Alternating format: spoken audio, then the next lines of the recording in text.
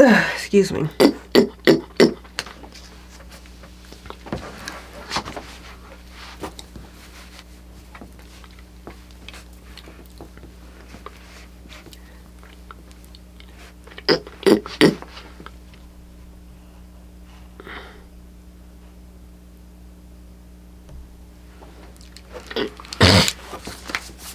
Okay, I'm sneezing.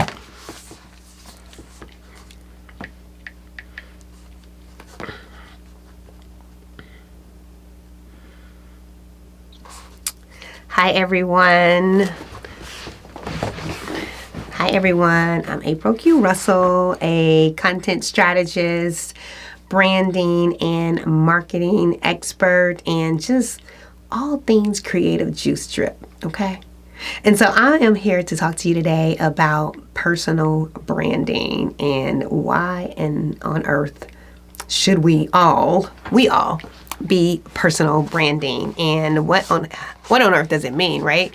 Sometimes I think like these buzzwords get so lost in the sauce because hashtags are so big nowadays. So it's like hashtag branding, hashtag personal branding, hashtag marketing, hashtag PR.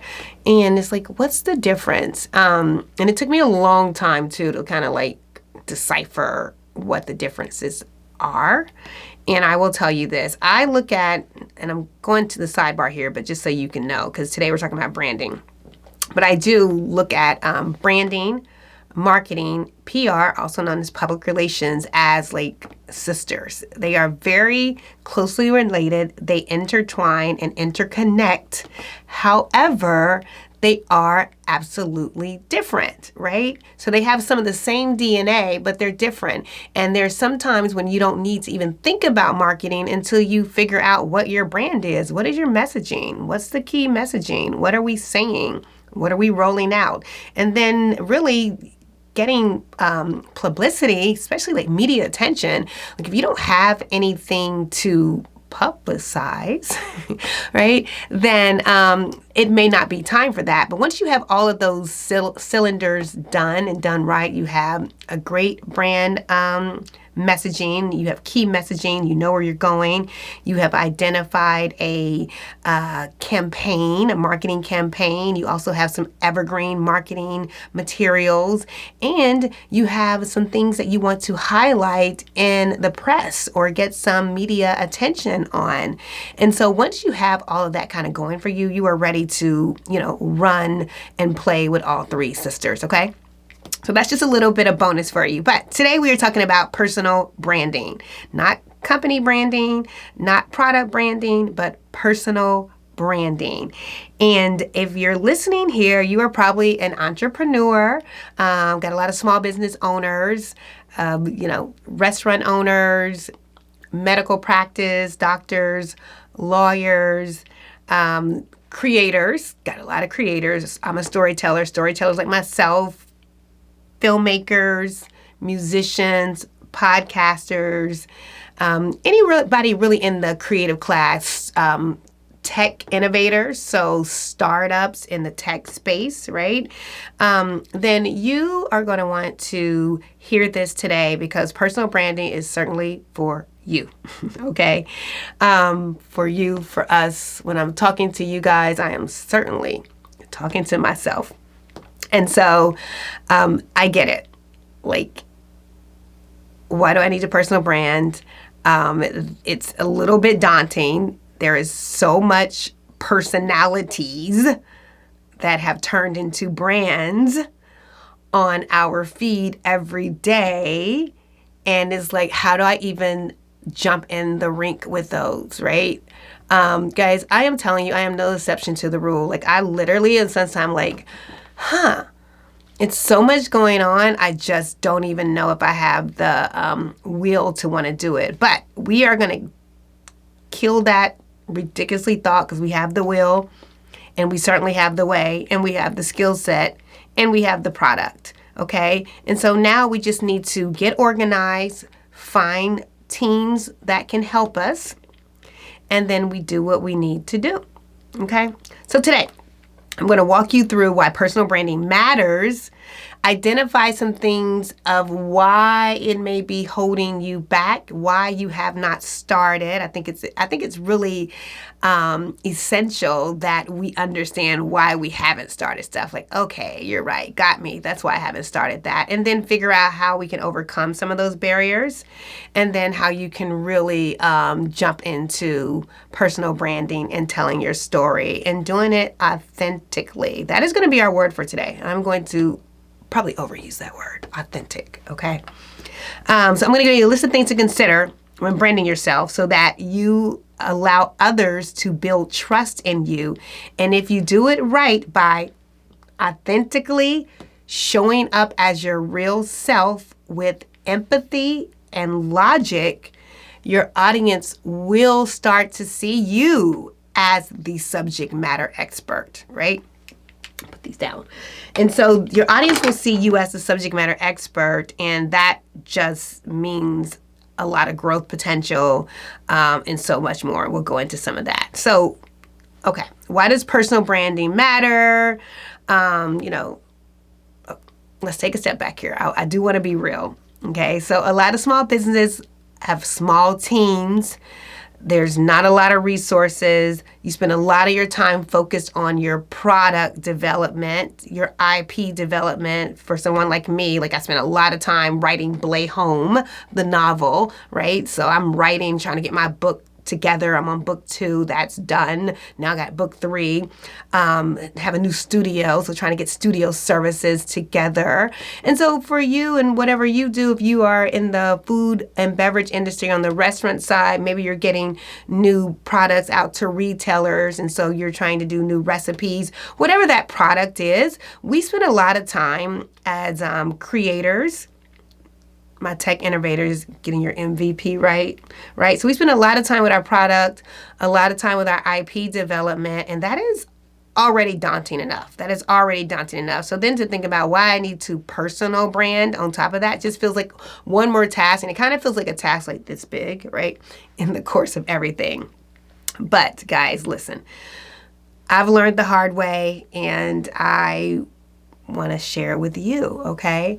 You can have all of this great product and all of this great IP, but if people don't understand you and who you are, then it's kind of futile, because you probably don't have like Coca-Cola money just to push the product out, right?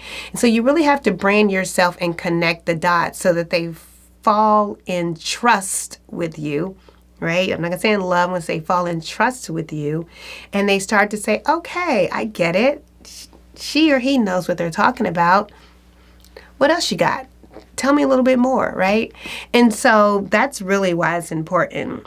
When people fall in trust with you, it turns those people into clients, collaborators, and they become advocates for your work, right? So some people aren't clients, they're just advocating. They may not need your services, but they heard about you and they're going to tell someone else about you. And so that's what we want. And that matters because it's going to position you as a trusted authority in your industry, and it's going to give you leverage to scale your audience and expand those opportunities that we all want, right? We all want to scale, and we all want new opportunities, okay? And furthermore, it's going to help you start to stand out among this crowded marketplace. And really, the marketplace is crowded in just about every industry. So let's talk about a little bit about what has stopped you, me, us in the past. Could be several reasons why.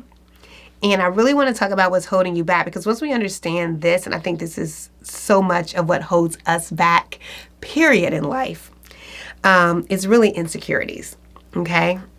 Outside of the fact that you got the small team, you're wearing every hat, and some of this branding feels like a luxury and not a necessity, all of those things is to, in my opinion, procrastinate, right?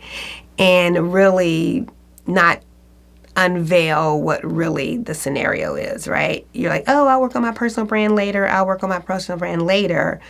And for me, it's maybe we're struggling with a little bit of confidence issue here, talking about ourselves. It is so easy for me to I've gotten better now. I will say this. I've gotten better with a lot of training, with a lot of branding coaches, a lot of public relation coaches, a lot of executive coaches, spiritual mentors, and so much more have helped me to develop my voice, to be able to tell my narrative. And I'm still working with it, guys. So it's not anything that happens overnight, but most of this boils down to some confident issues, right? So I'll just tell you about me. Before I took this leap of faith to come behind the writer's room, writing Blay home, behind the producer, cameras land, producing everyone else's shows, I just didn't know what I was qualified to be able to talk about branding or to talk about marketing or to talk about content creation or production or media or entertainment, because, I'm not Ava DuVernay. I mean, she's amazing. Let's what is it? Golden Globe nominee for two Best Directors, first time director. Excuse me, let me get this right. She is the first African-American woman to be nominated for a Golden Globe for the Best Director and the first to direct a film that was nominated for an Academy Award for Best Picture. So yeah, come on, Ava DuVernay. Pretty impressive, pretty remarkable, okay? So I'm like, okay, that ain't me. How can I talk about something and I don't have those level of credentials? And then, even Issa Rae, who feels a little bit more about some of the journeys that I had in Los Angeles, I can relate to Issa Rae. She is a co-creator, co-writer, and star of HBO's Insecure. That show won multiple Golden Globe Awards and Primetime Emmy Awards. And so, very respected, another professional that I was comparing myself to and thinking that I wasn't enough based on them. And I will say this, I have no doubt that I can sit alongside Ava DuVernay and Issa Rae, and I will be there one day. Have no doubt about that. But will I ever be them? Absolutely not. Will they ever be me? Absolutely not. And that was the first wrong type of mindset, right? The truth is that I am extremely qualified with a very unique position and a unique experience and perspective based on my career path and my journey. I've been in production since I was 8 years old. I was a kids news reporter. From 8 to 12, I was showing up at a local ABC affiliate station in Chattanooga. I think it was ABC, and writing the news, learning how to write for time, right? 2 minutes means 2 minutes, not 2 minutes and 2 seconds, learning how to listen to breaking news stories versus stories that are not breaking news, learning how to fact check, learning how to edit, learning how to sit at the news desk and look at these big old cameras and not be intimidated. Then I went on to move to LA, and I worked alongside the former president of Warner Brothers, travel international there as a international film acquisitions executive. So I was buying films, I was starting development funds, meeting with high net worth individuals, raising capital. And then I was a street performer. I performed on the streets at Black Hollywood, Maryland, on Hollywood and Highland. And my colleagues at the time were CD vendors from Compton. So, and on and on and on. So my journey and my perspective and how I can think about branding at all these different crossroads and marketing and content creation and strategy, and the strategy to raise, a few $1 million is different than my strategy for when I need you to come up, want to take a picture, and want to give me money for a picture and sing you a song, right? Completely different.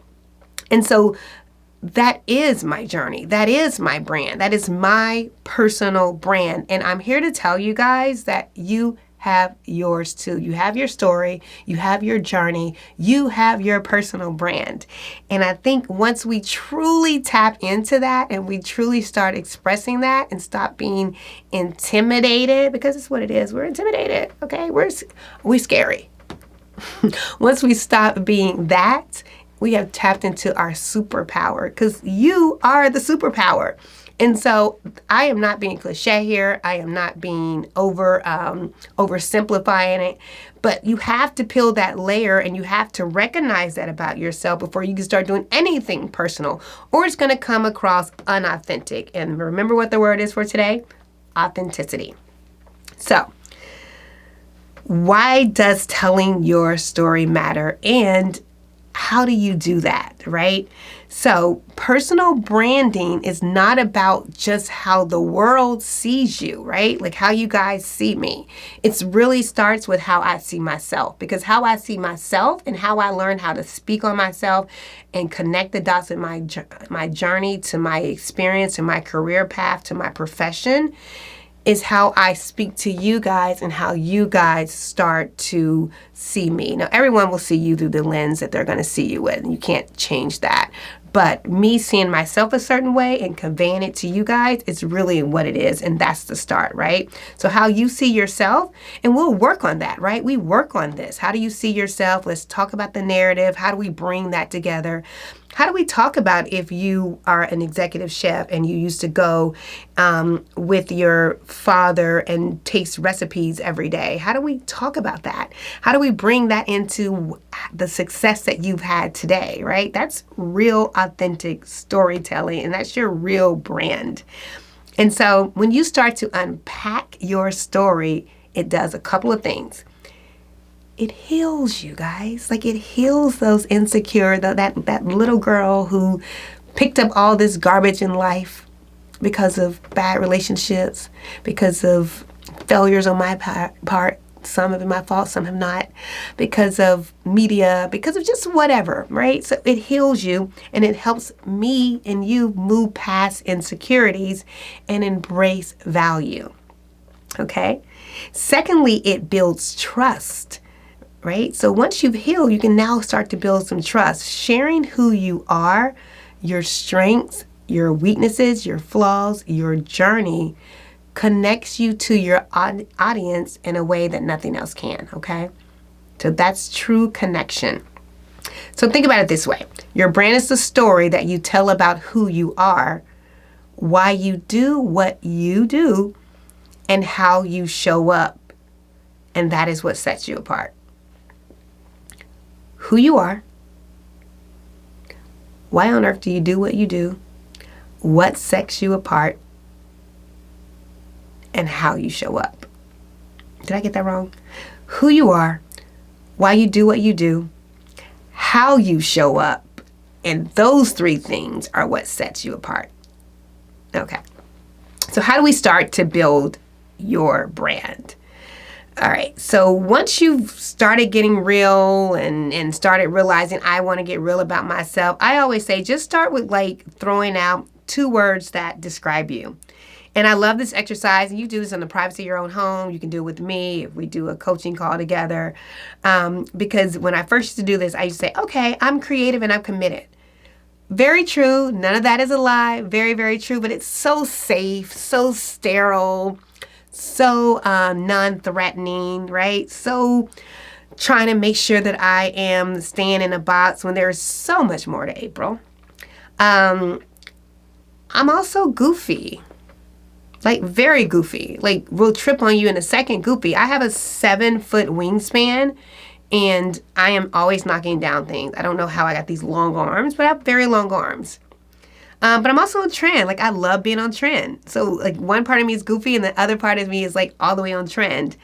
I'd like to say I'm a reserved line crossover. So there's some things about me that's reserved, and then there's some things like I'm always crossing a line. And it's so interesting. Like some people will come to me and think I'm a Southern girl from the South, certainly some reservedness to me. And then I'm also in entertainment and media. And so, you know, I love the whole baddie phase and I love fashion and I love crossing the line, not only with fashion, but in other things too. And so those are things that describe me as well. And so picture who you are, throw out some words. Don't be afraid to go your polar opposites and put them together, right? There is no right or wrong, right? Like, let's stop thinking somebody is judging. That's wrong. No, the only thing that's wrong is when you're not being true to yourself. So once you've done that and you can start being true to yourself and you can write down some of these adjectives and these words that describe you, you can move on to the 2 other things over and above being authentic. Authenticity is at the top. Then you have empathy, meaning you have to care for people, right? Like I genuinely want you guys to just feel better about who you are. Like it's so refreshing not to feel like crap, right, about who we are. And so once you really start being authentic, then you can be empathetic.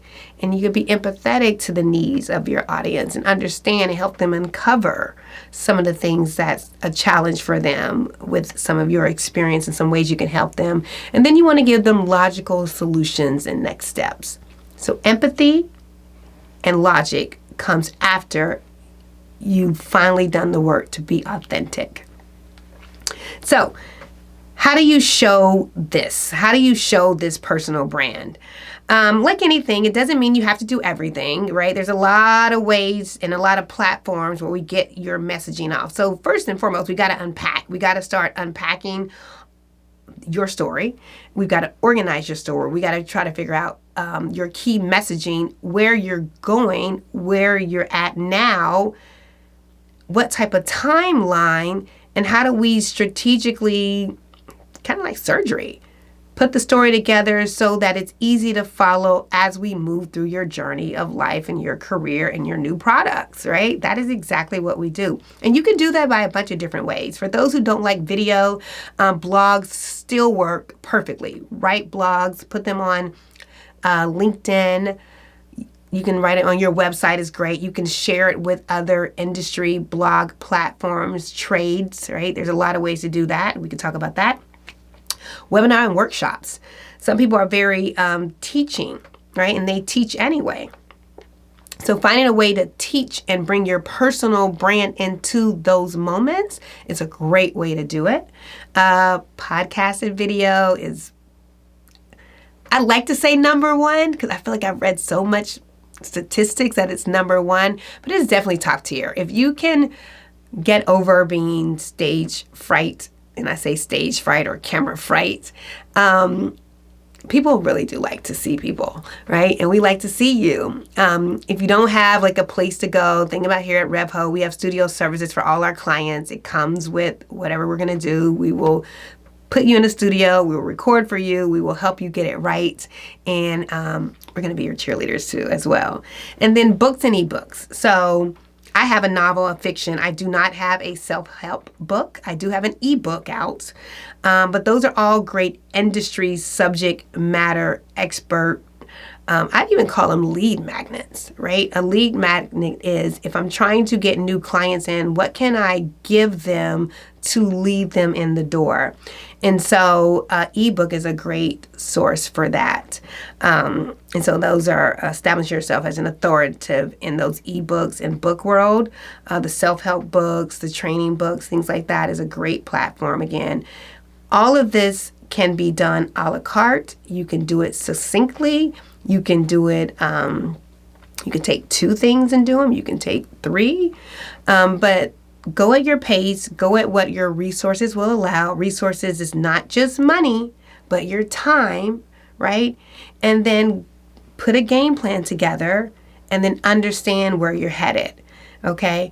And I'd say last but not least, guys, we are in the age of AI. So I was a late comer to social media because I was fighting it. I did not want to get on the social media ban, and I should really be ashamed of myself because I'm in media and it is a form of media. But I fought social media for a long time, and now I'm, like, oh my God, my social media. I will not do that with AI, and I'm encouraging you not to either. AI is here. It's coming, it's around the corner, and the more ways you can be intentional about using AI ethically is going to position you to stay on trend and to stay current and to up-level your skill set. So we try to look at everyone and understand, if not 1, 2, 3, with at bare minimum, 1 place that we can implement an AI tool, because there are so many different tools, right? There's automation tools, there's creators tools, all type of tools within the AI hemisphere. We want to implement that into your personal brand, into your campaign, so that you start to touch, feel, educate yourself about AI, and you can speak on it and even have some fun with it, right? And so AI can supercharge your efforts to build a subject matter expert campaign. And I think, we encourage AI usage very much so here. And we're still very much learning like AI in so many different ways. So with all of that being said, at the end of the day, personal branding is about stepping into who you are and showing up in a way that's true to yourself. It is your superpower to show up as yourself, guys. It is a superpower, okay? It's about telling your story, building trust, and creating opportunities for yourself. That is what personal branding does. So if you feel like you've been holding back and you just need a little push, some little coaching, email me, aprilq@revhohouse.com. Go to our website, revhohouse.com. Drop us a line there, and good luck. Let me know your thoughts, guys. Comment below. Let me know what you think. Okay. Have a great day.